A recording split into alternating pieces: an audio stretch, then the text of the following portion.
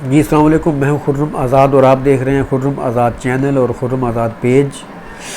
काफ़ी दिनों से मैं गायब रहा फेसबुक और यूट्यूब से। तो वजह असल में ये थी कि जो मेरा पहला पेज था खुर्रम आज़ाद, उसके ऊपर काफ़ी स्ट्राइक आ गया था। तो फिर अब मैंने उसका नाम चेंज करके फ़ाइन पेज रख दिया।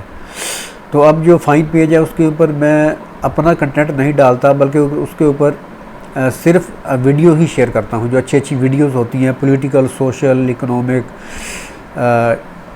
या हालात हाज़रा के मतलब करंट अफेयर के हिसाब से जो भी अच्छी मुझे वीडियो लगती हैं तो मैं उसके ऊपर शेयर करता हूँ। तो आप फ़ाइन पेज को विज़िट कीजिए, उसके ऊपर जो भी अच्छी अच्छी वीडियो मिलेंगी मेरे अलावा। तो ये जो अब मैंने नया पेज बनाया है खुर्रम आज़ाद के नाम से, इसके ऊपर सिर्फ अब मेरी वीडियोस ही होंगी, मैं दूसरी वीडियो नहीं लगाया करूँगा। क्योंकि पहले मेरे जो पेज था उसके ऊपर काफ़ी स्ट्राइक आया। तो काफ़ी स्ट्राइक कैसे आता है, इसको कैसे दूर किया जाता है और क्या मसले मसाइल होते हैं, इनके बारे में मैं बाद में अगली किसी वीडियो में आपसे बात करूँगा। तो फ़िलहाल होते हैं जी अपने टॉपिक की तरफ। आज का जो इस दिनों जो हॉट टॉपिक है वो ये है कि फ़िलहाल तो सऊदी और पाकिस्तान के ताल्लुकात जो हैं वो बज़ाहिर बड़े अच्छे नज़र आ रहे हैं, लेकिन ऐसा है नहीं। यानी कि जो सऊदी अरब के जो कवानीन और पॉलिसियाँ हैं, जो सऊदी अरब नए कवानीन और नई पॉलिसियाँ लेके आ रहा है, उससे लग रहा है कि हालात जो हैं उनमें कुछ ना कुछ गड़बड़ी है।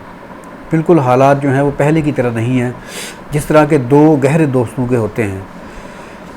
अब जो नया सऊदी कानून आया है लेबर लॉ के मतलब जो है लेबर मिनिस्ट्री की तरफ से, वो ये है कि सऊदी अरब के तमाम सरकारी और गैर सरकारी इदारों में 75% अहम तरीन ओहदों पर सिर्फ सऊदी तैनात होंगे, सिर्फ सऊदी लोग जो हैं वो काम करेंगे। अगर इस तरह अगर होता है तो यकीनन इसमें सबसे बड़ा मसला जो है वो पाकिस्तान का होगा।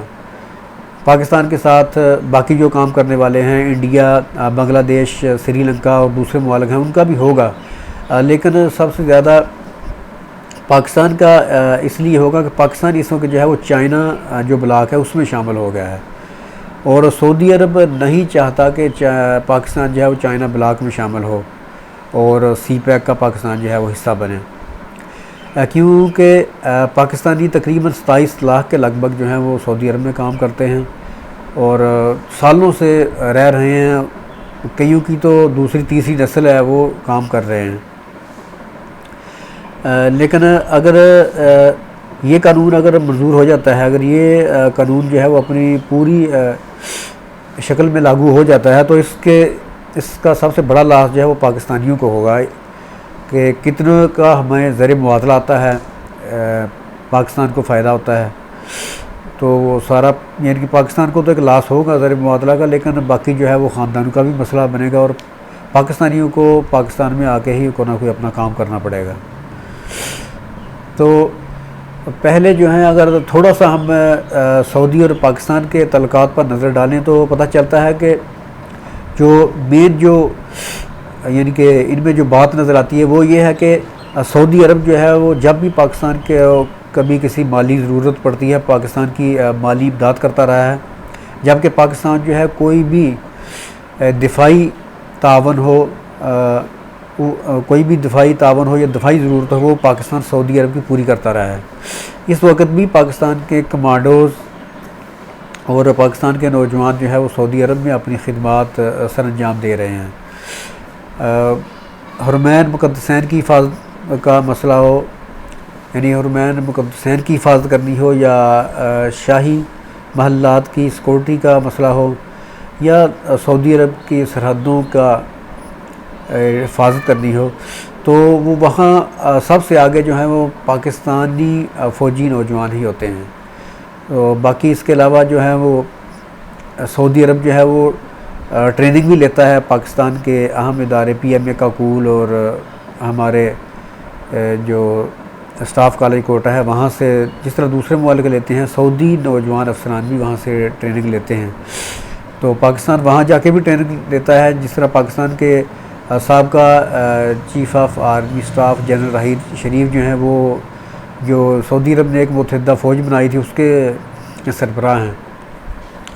तो दूसरी तरफ जब भी पाकिस्तान को ज़रूरत पड़ी है, यानी कि IMF को हमने लोन देना होता है या पाकिस्तान का स्टेट बैंक जो है वो डिफ़ॉल्ट ना कर जाए, तो उसके उस पर पाकिस्तान की सऊदी अरब जो है वो इमदाद करता रहा है।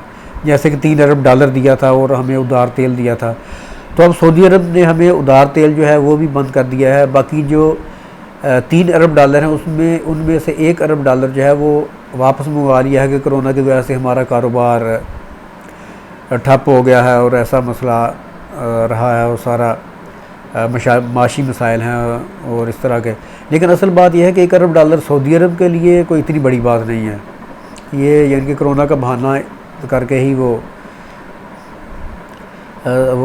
यानी कि सऊदी अरब जो है वो वापस उसने मंगवा लिया और बाकी भी है कि वो वापस मंगवाएगा। वो बाद में फिर पाकिस्तान ने चीन से $1 अरब लेकर सऊदी अरब को दिए।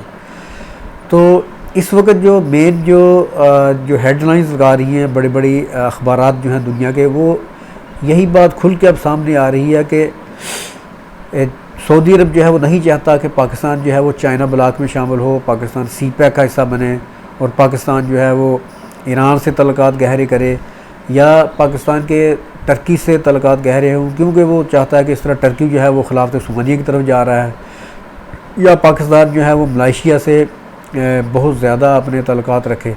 तो अब जो है वो पाकिस्तान जो है वो इतने काम तो नहीं कर सकता, क्योंकि पाकिस्तान की पहली पॉलिसी जो है सऊदी अरब के हक़ में थी। लेकिन जब से इमरान खान गवर्नमेंट आई है उस वक्त से पाकिस्तान की फॉरेन पॉलिसी में एक बड़ा शिफ्ट आया है और पाकिस्तान ने फ़ैसला किया है कि उसकी खारजा पॉलिसी जो है वो आज़ाद होनी चाहिए। बेशक आप पूरी तरह आज़ाद नहीं हो सकते, क्योंकि पूरी तरह आज़ाद होने के लिए आपके माशी हालात अच्छे होने चाहिए। जब तक माशी तौर पर आप मजबूत नहीं होंगे, आप आज़ाद खारजा पॉलिसी के मुतहम्मिल नहीं हो सकते। आप कभी भी कोई भी मुल्क जो है दुनिया का वो आज़ाद खारजा पॉलिसी नहीं बना सकता जब तक कि वो माशी तौर पे मजबूत ना हो और माली तौर पे आज़ाद ना हो। तो इस वक्त जो भी मसाइल आए, यानी कि इसराइल को तस्लीम करने का मसला, जिसको वज़ीर-ए-आज़म इमरान खान साहब ने कुल्ली तौर पर रद्द कर दिया कि जो भी हो हम उसको तस्लीम नहीं करेंगे, लेकिन पाकिस्तान को UAE के तस्लीम करने पे ख़ामोश रहना पड़ा। वजह वही कि माशी मजबूरी थी हमारी। तो अब जो है वो चाइना की अब जो पाकिस्तान की जो माशी पॉलिसी है, हमारी जो इकोनॉमिक जो सिचुएशन है सारी, वो सारी लिंक है चाइना के साथ, क्योंकि जो भी कोई मसला हैगा तो चाइना ने कहा है कि वो ताउन करेगा। जो भी जिस तरह का भी मसला हो, IMF के लिए पैसे चाहिए हो या स्टेट बैंक में रिज़र्व रखना हो या कोई भी मसला हो, तो पाकिस्तान की मदद जो है वो चीन करेगा। तो इससे अब लग रहा है कि जो पाकिस्तान और सऊदी अरब के तल्लुकात हैं वो आने वाले दिनों में लग रहा है कि वो ज़ाहिर तो जो मर्ज़ी कहते रहें, यानी कि हुकूमती जो हैं अहम अहदेदार जो मर्ज़ी कहते रहें कि तल्लुकात अच्छे हैं, लेकिन दोनों मुल्कों के जो बयानात हैं और जो पॉलिसियाँ हैं उनसे लगता है कि तल्लुकात में गिरावट आई है और तल्लुकात उस नौइयत के नहीं रहे जिस तरह के होने चाहिए। तो हम तो दुआ करेंगे कि जो सऊदी अरब है वो समझे, क्योंकि सऊदी अरब जो है वो हमें कह रहा है कि आप कश्मीर, सबसे बड़ा काज जो है इस वक्त कश्मीर काज है हमारे लिए। तो सऊदी अरब कह रहा है कि कश्मीर काज जो है उसके ऊपर खामोशी इख्तियार की जाए, क्योंकि इंडिया जो है वो बहुत बड़ा पार्टनरशिप है सऊदी अरब का कारोबारी। सऊदी अरब ने हज़ारों डॉलर की इन्वेस्टमेंट की हुई है उसमें इंडिया में। तो इस तरह हज़ारों या लाखों डॉलर की इन्वेस्टमेंट जो है इसके ऊपर वो सऊदी अरब जो है वो इंडिया के साथ जो है ज़्यादा इंडिया की हिमायत कर रहा है। कहता है कि पाकिस्तान जो है वो कश्मीर के ऊपर खामोश ना रहे। लेकिन पाकिस्तान समझता है कि अगर कश्मीर के मामले पे पाकिस्तान खामोश रहेगा तो ना सिर्फ आलमी तौर पर बल्कि एक मुसलमान होने के नाते भी अल्लाह ताला के सामने जो है वो जवाबदेह होना होगा। जिस तरह इमरान खान साहब ने अल जज़ीरा TV को हालिया इंटरव्यू में कहा कि अगर हम नहीं हिमायत करेंगे तो हमें अल्लाह के सामने जवाबदेह होना पड़ेगा। ये तो एक बात है। बाकी जो है हम कई सालों से जब से उनके ऊपर जुल्म सितम हो रहा है उसके वहाँ उसी वक्त से ही जो पाकिस्तान जो है वो हमायत करता आया है। सफारती हमायत और हर किस्म की हमायत जो है पाकिस्तान में वो जारी रहेगा और अब खामोश नहीं रहेगा। तो पिछले साल जो है वो बहुत बड़ा मसला था इंडिया को, तो अब भी जो है जो कौमी असम्बली में जो इमरान खान साहब अब जो आने वाले सेशन में जाएंगे तो खुल के बयान करेंगे, जिस तरह उन्होंने पिछले साल रखा था इस साल भी खुल के बयान करेंगे। और इसीलिए जो है इंडिया हाथ पांव मार रहा है अमेरिका और सऊदीया के ज़रिए पाकिस्तान जो है वो ऐसा ना करे, ताकि इंडिया जो है मज़ीद नंगा ना हो। तो देखिए आने वाले दिनों में क्या होता है। और जो नए कवानीन और पॉलिसियाँ बन रही हैं उससे लग यही रहा है कि दोनों मुल्कों के तल्लुकात जो हैं वो अब तो नीचे हैं, और सऊदी अरब अगर ना समझा तो मज़ीद ये नीचे आएंगे और इनमें बेहतरी की उम्मीद जो है वो इतनी नहीं होगी। बहरहाल हम तो दुआ करते हैं कि ये तल्लुकात अच्छे हों और तल्लुकात में बेहतरी आए, क्योंकि सऊदीया का भी फ़ायदा इसी में है कि वो मुस्लिम उम्मा का सोचे। जिस तरह वो मुस्लिम उम्मा का लीडर बनने की कोशिश करता है, लेकिन असल में वहाँ लीडर अभी पैदा नहीं हुआ, लीडर वो है नहीं लेकिन वो बनने की कोशिश करता है। तो काफ़ी लंबी वीडियो हो गई, तो आइंदा दोबारा हम फिर अगली वीडियो में इसके ऊपर मज़ीद जो है नए मौजू के ऊपर बात करेंगे। तो आइंदा हम कोशिश करूँगा कि वीडियो जो है उसको शॉर्ट रखा जाए।